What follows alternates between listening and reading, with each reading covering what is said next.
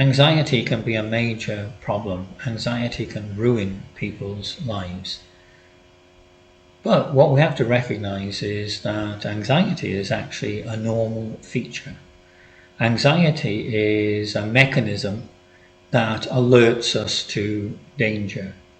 When we feel anxious, it's because we've become aware that there is something that is potentially a threat to us, whether that's a physical threat, an emotional threat, or whatever.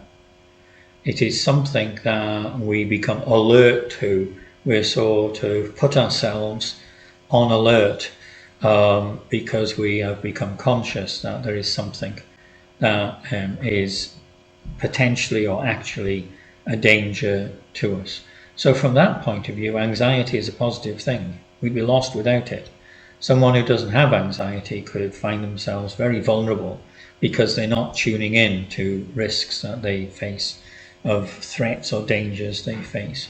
But when anxiety becomes a problem and potentially a mental health issue, it's when we're, in a sense, we've become oversensitive. We are either seeing threats that aren't there, or we are exaggerating threats, that a minor threat becomes a major threat in our mind. And it can even reach the point, unfortunately, with some people, where there is a constant state of anxiety because they have a sense that everything is a threat to them. Now, there's no sort of magic answer to anxiety, but there are lots of things that can be done to help people who struggle with anxiety issues. One thing I've found particularly helpful is to translate anxiety into fear. And what I mean by that is that anxiety can easily be sort of generalized. It's like I feel anxious, but I'm not really sure what I'm anxious about. I just feel that things are not as they should be. I feel under threat in some way.